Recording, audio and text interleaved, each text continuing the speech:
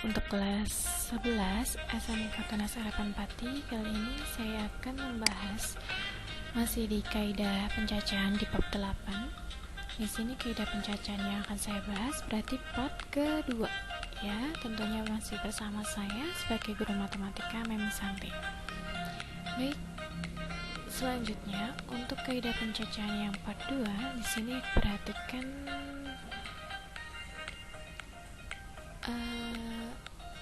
ada beberapa materi tentang permutasi dan kombinasi. Permutasi dan kombinasi ini masih dalam bentuk kaidah pencacahan karena masih dalam bentuk pola pengambilan, cara untuk mengambil. Nah, di sini yang akan saya bahas permutasi dan kombinasi. Nah, permutasi itu apa? Di sini dilihat dulu pengertiannya. Permutasi adalah pola pengambilan yang memperhatikan urutan. Jenisnya ada 3. Jadi dia ngambilnya berdasarkan urutan. Jenisnya ada 3. Pertama namanya permutasi n elemen, kemudian beberapa unsur yang berbeda, kemudian beberapa unsur yang sama. Ada 4 berarti ya. Permutasi siklis. Berarti di sini ada 4 jenis permutasi. Nah, bedanya sama kombinasi itu dia ngambilnya tidak memperhatikan urutan. Maksudnya seperti apa? Kita langsung ke contohnya. Di sini untuk yang jenis permutasi n elemen, dia n-nya sama. Dia memperhatikan urutan, maksudnya seperti apa? Diketahui himpunan siswa ada namanya Ani, Ari, Ali, dan Ati akan ditempatkan pada 4 kursi. 1, 2, 3, 4 kursi ini satu baris dan berarti harus berurutan. Makanya kita pakai cara permutasi. Kenapa kita pakai cara yang n elemen? Kenapa nggak beberapa unsur yang berbeda atau dengan beberapa unsur yang sama? Karena di sini nilainya sama, yaitu 4. Ani, Ari, Ali, Ati ada 4 kursi. Jadi ada 4 kursi. N-nya sama, elemennya sama, yaitu 4. Ada beberapa cara untuk menempatkan siswa itu pada kursi yang tersedia. Di sini misal Ani, Ari, Ali, Ati. Kemudian Ari, Ali, Ati, Ani, dan seterusnya. Boleh dengan cara manual. Nanti hasilnya akan sama dengan cara permutasi. Kalau permutasi rumusnya adalah n permutasi n sama dengan n faktorial. Artinya di sini karena banyaknya elemen ada 4, berarti kita mengetahui berapanya cara atau banyaknya cara dengan cara 4 faktorial, yaitu 4 kali 3 kali 2 kali 1. Mudah ya. Jadi kalau dia n elemennya sama, yaitu 4, berarti dia langsung faktorialkan 4 faktorial gitu. Nah, bedanya dengan permutasi dari beberapa unsur yang berbeda itu apa? Biasanya digunakan untuk menyelesaikan permasalahan yang berkaitan dengan pemilihan suatu jabatan atau peringkat atau dalam kepengurusan. Nah, maupun peringkat dalam kejuaraan. Nah, masih berurutan ya, yang namanya peringkat pasti berurutan. Juara 1, juara 2, juara 3 berurutan. Atau pemilihan jabatan ketua, wakil, sekretaris, bendara mestinya berurutan, levelnya nggak sama begitu. Maka kita pakai permutasi dengan n unsur yang berbeda. N unsur yang berbeda maksudnya apa? Jadi elemennya ada 2. Yang pertama, contohnya di sini, dari jumlah siswa kelas 11 TITL terdapat 40 siswa yang akan dipilih jadi ketua, sekretaris, wakil ketua, bendara 1 dan bendara 2. N elemen pertama ada 40 siswa. N elemen kedua ada dipilihnya ada ketua 1, sekretaris 2, 3, 4, 5. Dipilih ada 5. Berarti di sini N-nya 40, unsur yang berbeda lainnya adalah 5, yaitu K-nya 5. Berarti rumusnya 40 faktorial per 40 dikurangi 5 faktorial. Kalau di dalam kurung seperti ini berarti dikurangi terlebih dahulu. ya. Berarti 40 faktorial per 35 faktorial. Nah, seperti ini jadinya. Ya. Setelah itu seperti sebelumnya, caranya berarti 40 kali 39 kali 38 kali 37 kali 36 sampai dengan kali 35, karena penyebutnya adalah 35 faktorial. Kenapa? Karena bisa dicoret. Jadi kita tinggal menghitung 40 kali 39 kali 38 kali 37 kali 36. Nah, hasilnya adalah seperti ini. Banyak ya, tapi biasanya di soal yang nggak sebanyak ini yang bisa dihitung. Oke, saya kira sudah jelas. Berikutnya, bedanya permutasi dengan beberapa unsur yang sama. Jadi, dari ada n elemen, kemudian ada elemennya lain, tapi elemen gak cuma satu yang lainnya, karena ada 1, 2, 3 dan seterusnya.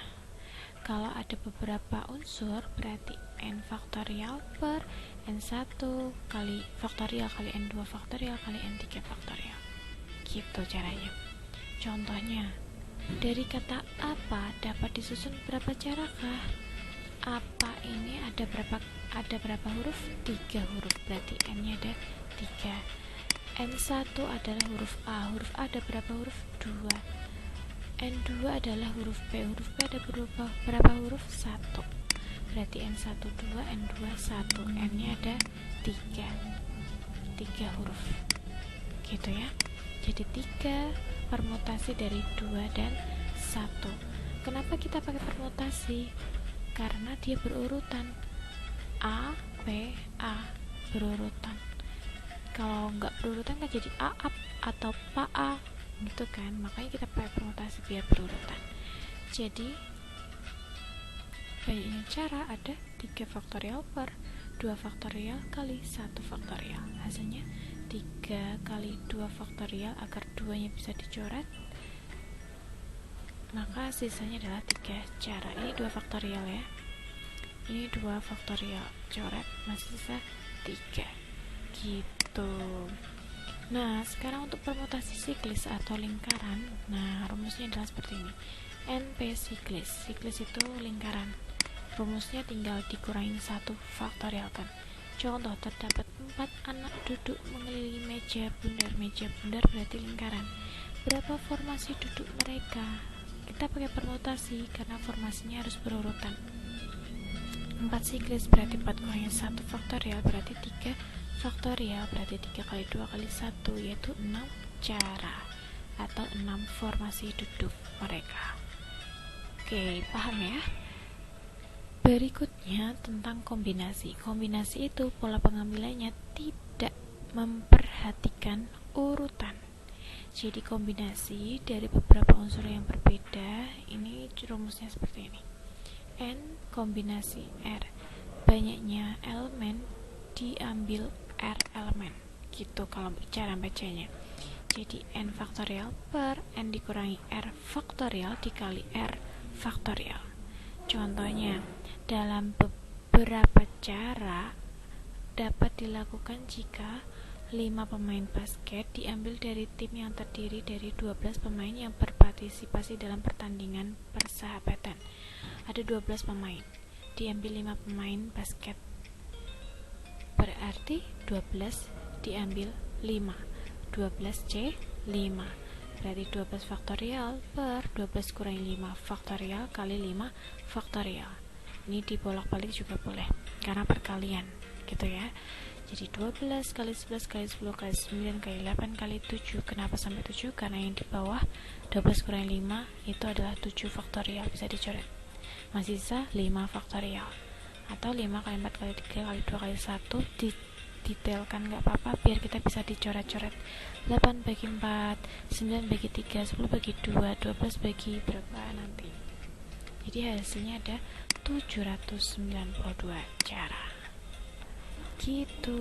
Nah, nanti ada kuis di pertemuan kedua. Biasanya saya pelan-pelankan. Ini saya jelaskan dulu. Untuk pertemuan berikutnya kalian bisa mempelajari soal-soal ini, ditulis di buku catatan juga, kemudian diisi. Kalau belum paham, silakan langsung tanya ke saya. Untuk selanjutnya, coba saya jelaskan caranya ya. Di sini banyak cara memasang 5 bendera dari negara yang berbeda disusun dalam satu baris. Nah, kalau satu baris berarti dia harus berurutan. Artinya dia pakai cara permutasi atau kombinasi? Permutasi karena dia berurutan dalam satu baris. Berarti 5 faktorial pakai cara NPN atau permutasi n elemen gitu ya. Jadi 5 faktorial adalah 5 kali 4 kali 3 kali 2 kali 1 berapa.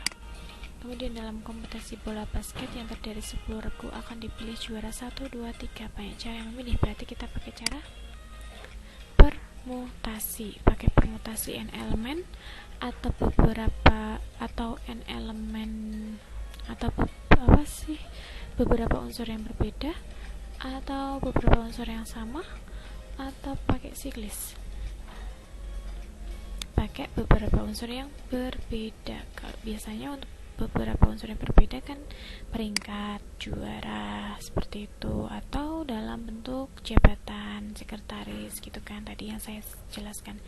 Berarti 10 P1 P3 ada berapa yang diambil? 3 juara gitu. Rumusnya udah ada. 10 P3 berarti 10 faktorial per 10 kurangi 3 faktorial gitu ya. Kemudian untuk yang nomor 3, dari 7 orang pengurus suatu ekstrakurikuler akan dipilih. Nah, ini juga sama, pakai permutasi beberapa unsur yang berbeda.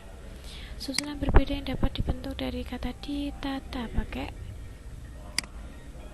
permutasi n beberapa unsur n yang sama ya.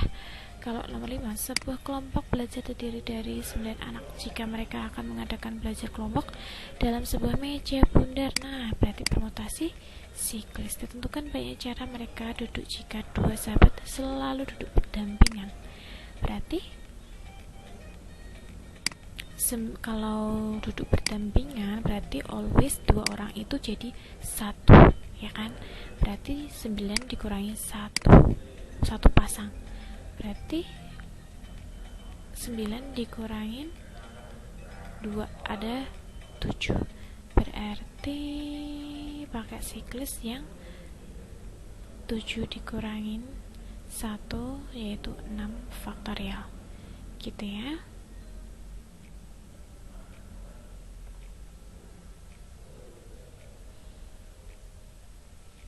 Oh, ini kan 9 anak. Kemudian mereka duduknya berdampingan 2 orang. Jadi terhitung ada 8 anak, ya kan? Jadi 8 anak. 8-nya itu muter berurutan. Berarti pakai cara siklis, berarti 8 P siklis. Berarti 8 kurangi 1 faktorial, 7 faktorial. Gitu ya. Kemudian dari 20 kuantum pengamawar akan diambil 15 kuantum secara acak pakai cara kombinasi. Diambil aja 20C15 gitu. Dari 20 berkumpul maka saling berjabat tangan, maka banyak jabat tangan yang terjadi. Jabat tangan itu berapa?